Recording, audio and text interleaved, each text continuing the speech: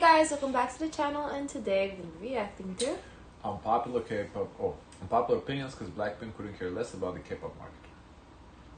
1. Lisa, Jenny and Rosie don't care about the K-pop market anymore. They're following typical Western album promotions. Lisa announcing her album for February 2025 has people whining about the timing. Seriously? Announcing months ahead is a standard Western practice. I mean, yeah, of course they don't care. They want to make it in the West.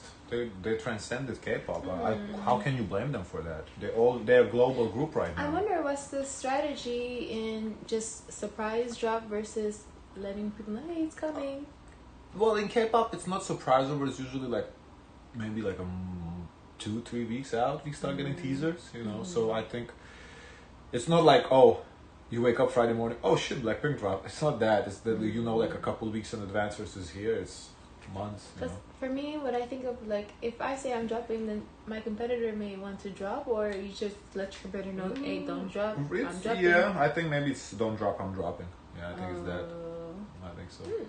Adele, Taylor Swift, Sabrina Carpenter, and others do this all the time and no one complains. But when BLACKPINK does it, it's suddenly an issue? Grow up. Music takes time and the anticipation builds hype. If waiting is too hard, that's your problem, not theirs. The confusion over singles is embarrassing. The lead single always gets the spotlight. The rest keep the buzz going. Not every track gets a big budget music video. It's not chaos, it's strategy. This is how albums stay relevant for months. It's the standard Western model, but K-pop fans seem allergic to change. Acting surprised by this just shows you don't know how. Well, and also I think it's important to understand that the albums that the girls drop are not going to be K-pop albums. Like Rosé's album, the only thing going for it being K-pop is Rosé is Korean. Okay, get that. But aside from that, the album is for the Western market. It's only English, very much Western style of music. I would not consider the K-pop album at all. To me, it's not a K-pop album. And I would think Lisa's would be similar because Lisa's all 3 songs to me. Maybe Rockstar had a K-pop vibe, although it's not. I didn't consider it K-pop. I don't think it's K-pop, but it is K-pop style. But the other 2 songs are once again not really K-pop. You know what I think? I think this is like mourning with the death of the loss of your K-star, because they seem to want to be shedding their K-ness in a way. Yeah. I think you're right. I think the people, the K-netizens, whatever you want to call them, they're having a hard time letting go of BLACKPINK. But it's time to let it go because BLACKPINK is no longer K-pop. Because people, they feel ownership over the artist. Like for example, like Shakira, she's a Latin artist. Now she's like a global artist to the point where when they're considering the Latin stars, she's oftentimes forgotten. No, I get it. And I don't know if we're gonna get the same with BTS. Hard to say because their solo works definitely. As a solo artist, like I don't know if they can Jungkook, shed it. Jimin, they're definitely going global. As a group, it's been a minute. We'll see. When they all get back together, I can't say. I don't know. I think it's different for them. They're a special case because they changed the GDP of the country. Like people have felt the difference of their impact, and their influence. So I think they will be forever stars. You know what's interesting? I just thought about this. Beyonce comes from Texas, so you think when she drops her Texas album, they will be accepting of her, but they're looking at her like, "Girl, you passed us. Like, you're not one of us." How the Western industry works. BLACKPINK merging K-pop's intense promos with Western minimalism is genius. They're navigating 2 markets with different rules. Complaining about this just screams entitlement. They're not here to cater to outdated expectations. They're innovating and it's working. If you can't handle change, that's on you. The problem isn't Lisa or Jenny. It's impatient, clueless fans projecting their ignorance. The industry is a business and these women are running it like pros. They're building brands, staying relevant and blending The dance she's doing is a little bit apate. Markets, while people are busy crying because it's not what they wanted. 2. It's about time TXT get a break. Big Hit announced that TXT will go on a long-term break. This is their first hiatus in almost 6 years. Hive figured out that running TXT into the ground isn't a sustainable strategy. 6 years of non-stop schedules, constant comebacks, global tours, and the endless grind have clearly taken their toll. Soon's hiatus was a flashing neon sign that things were spiraling, yet the company still tried to push the group as a 4-member act. Newsflash, patching things together with duct tape doesn't fix burnout. The PR gloss on this announcement is almost laughable. Sure, they're focusing on health and rest, but let's not pretend this wasn't a reactive move. TXT has been teetering on the edge for a while, and the cracks were obvious. If this decision Also, came from the new big they need to go on vacation too. Aspa needs to go, yeah. big hit CEO, assuming she has some sense of humanity, then good for her. But it's still a glaring reminder of how much damage has already been done. And for the delusional fans crying over this, seriously? These guys aren't machines, and acting like they owe you non-stop content is exactly why idols keep hitting rock bottom. A few months off would barely scratch the surface of what TXT needs to recover, both physically and mentally. Stans love tossing around terms like overworked and exploited. But TXT's situation doesn't just fit the narrative, it defines it. This break isn't a luxury. It's a desperate reset button for a group that's been stretched way too thin. This outfit is bothering me. The white? Yeah, because the prints are not like following a flow. Yeah, There's cut-offs of it.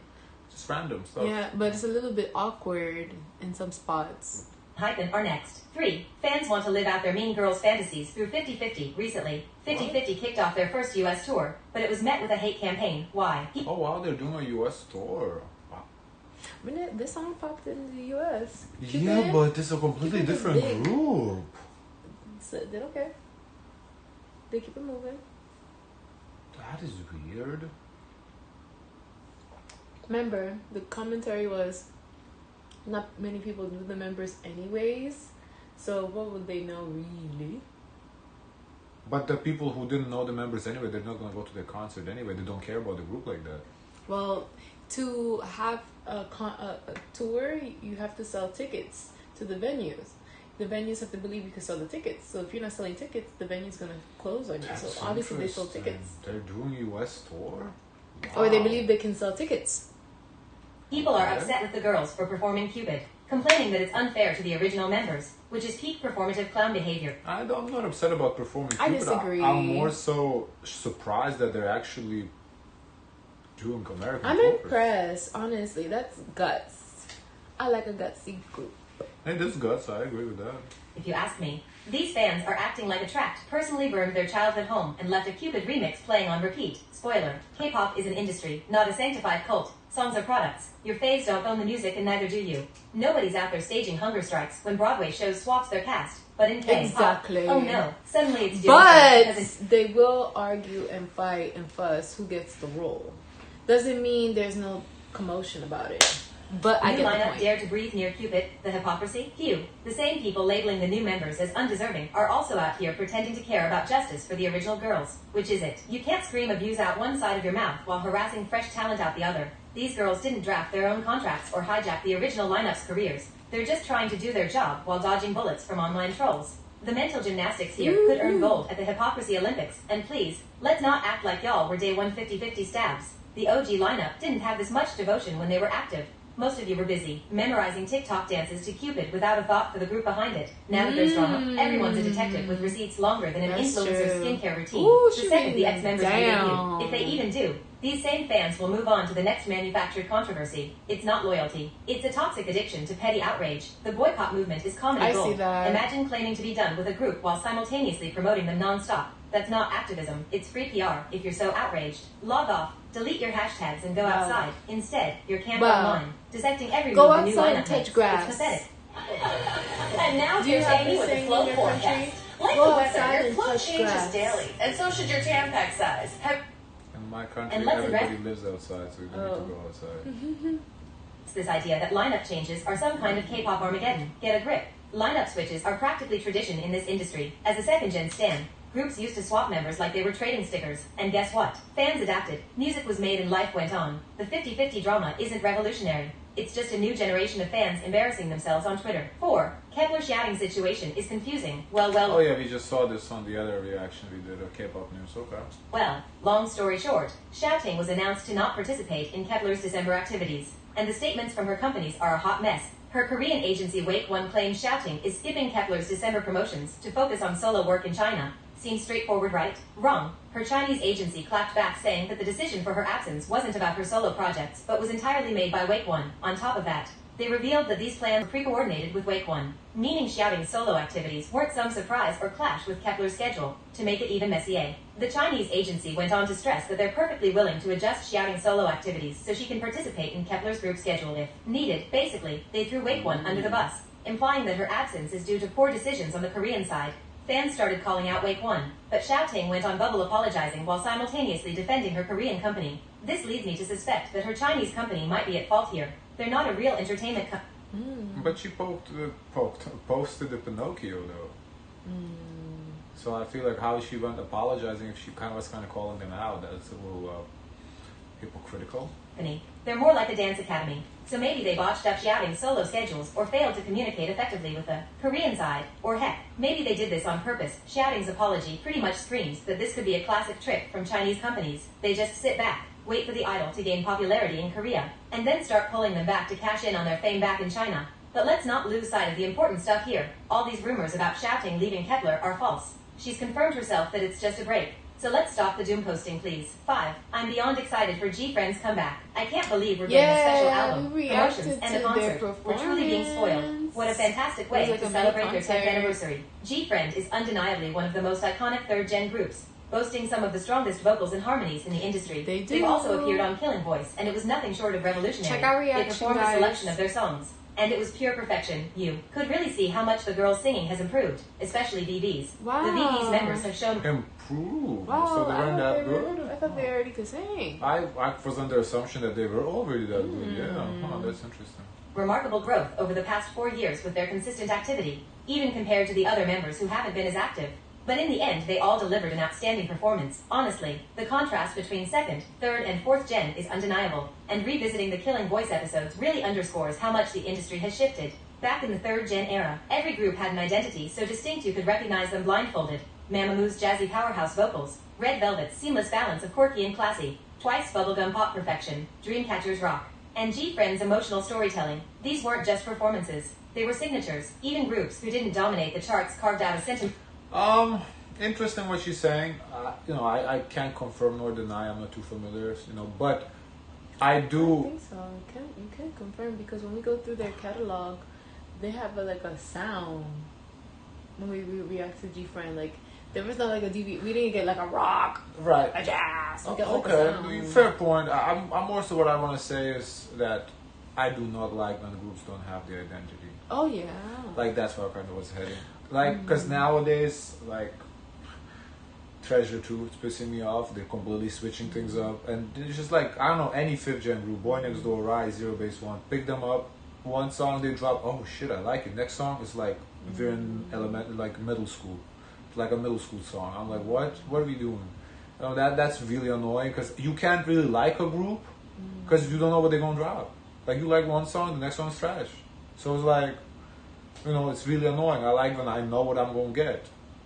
And it seems like what she's saying is in 3rd gen, you would know what you're going to get. So that's what I like. I don't like this bullshit where I like 1 out of 3 songs that they drop. So it's I don't really like the group then. I just like a song or two. Mental niche that was uniquely theirs. They felt like artists building a brand, not just chasing trends. Fast forward Right. to today in 5th gen is all about the sprint to virality. It's not that the talent is lacking. Some of these new groups are insanely skilled, but the individuality that once defined K-pop is getting buried under the pressure to go viral on TikTok or rack up streams with trend-chasing beats. The obsession with point choreography and hyper-produced drops feels like a factory line, cranking out moments for the algorithm instead of creating timeless art. The beauty of 2nd and 3rd gen was the risks they took. They weren't afraid to stick to their lanes and own them unapologetically, even if it meant some misses along the way. Their pride in their identity wasn't just marketing fluff, it radiated in everything they did. Watching their Killing Voice performances now feels like flipping through a scrapbook of an era where K-pop was about originality, not just chasing the next big hashtag. 6. Let's review 50/50's new single, When You Say My Name. December is the month where every group and their backup dancers drop a winter ballad, aiming for Christmas nostalgia, but I thought often it was landing in the bargain with a beautiful. forgettable holiday fluff. But 50/50's When You Say My Name stands out in a good way. It's not groundbreaking, but it's solid. What's nice about this song is how it doesn't lean too hard on the holiday gimmick. Sure, the music video throws in some cliché. Yeah, I Yeah, agree with that's her. helpful. It gives holiday, but you can play it outside of the holiday. Yeah. It's not oh, this is only a December song. So I agree with her in that sense. Jays like snow and Christmas vibes. Because let's be honest, that's what gets clicks in December. But the track itself is versatile enough to live Crazy. outside of holiday playlists. The simplicity of the arrangement is its strongest suit. By keeping things clean and unfussy, the vocals get the spotlight they deserve. Chanel's Yeah, voice 50/50 vocals are really good. Definitely a very good vocal group. really stood out. She brought this sweet emotive quality that carried the track. Plus, The harmonies added so much texture without overpowering the softness of the song. I just Speaking of holiday wondered, singing, like, when they posted that song, did they write Christmas song after? Like, in parentheses? No. Because I was wondering, okay, how does the algorithm pick it up that it's a Christmas song to push? Because I would think the reason why they have, like, didn't words... pick it up to push. Algorithm didn't pick it up to push. Didn't? No, why do you think it picked it up to push as a Christmas No, song? because I would think strategically, if you know, because we see Christmas does really well. Like, all these titles gotta have Christmas on them because it seems like Christmas really takes over everything. Like, we just watched on Billboard that mostly Christmas No, songs. I understand what you're saying, but why are you saying that 50-50 is getting picked up as a Christmas song? No, I said, how come they didn't put like Christmas? If they put Christmas in the title, like for it to be picked up more for like Christmas on the algorithm. I feel how happens with the algorithm or whatever you want to call it is people start adding it to Christmas playlists. Yeah. You make a Christmas playlist. Oh, this gives me Christmas. Boom. And then the algorithm knows, oh, it's a Christmas. It kind of okay, these are similar songs, and it kind of associates it. I think that's how it works. I think it's a lot of it has to do with the playlist because playlists kind of similar music. Generally speaking, I mean, some people, they like random shit, happens. Yeah. But for the most part, it's also, the title might say Christmas songs, and you put that, so or like December songs. Let's talk about Stray Kids' new Japanese single Christmas Love. One of my all-time favorite holiday track is Christmas Evil. It had this weird edgy charm that made it stand out in the oversaturated world of Christmas music. Stray Kids When I took a listened risk to and it, it I paid didn't off. actually like it. I like only the clip that they always show. Yeah, the Christmas Evil, the only part I like is that clip that jingle, jingle, jingle all the way. That's really hot, but the verses, not for me. But the chorus is really hot. So naturally, Christmas Love had some big shoes to fill. Did it succeed? Well, it's complicated. Christmas Love is the audio version of an overzealous holiday decoration contest. It's loud, it's festive, and it's doing way too much. But somehow, that's part of its charm. It's like they rated the Christmas Love sound will effects beat aisle Christmas Evil for the Stray Kids. I would take Christmas Evil, yeah. and threw in sleigh bells, chimes, and enough over-the-top cheer. Like, at least Christmas Evil had, like, that iconic chorus. Like, the chorus is really iconic. Like, every time you see it, ooh, it's hot. But I think Christmas Love is forgettable. Yeah, Christmas Love is forgettable, yeah. To make even Santa roll his But eyes. that's what I'm saying, yeah, there's nothing that stands out. Is it a mess? Kind of. Is it fun? Absolutely. The song's biggest strength is its unapologetic energy. The vocal delivery is solid, especially the pre-chorus and chorus. But then we get to the outro, and things fall apart. After building up all that festive momentum, the song just stops. It's like they ran out of ideas or studio time and decided to slap a bow on it and call it a day. For a track this high energy, ending with a whimper instead of a bang feels like a missed opportunity. Imagine fitting. Alright. Guys, of course, let us know your thoughts. So forget to like, comment, and subscribe. Join the Discord. And as always, share as much kindness as possible.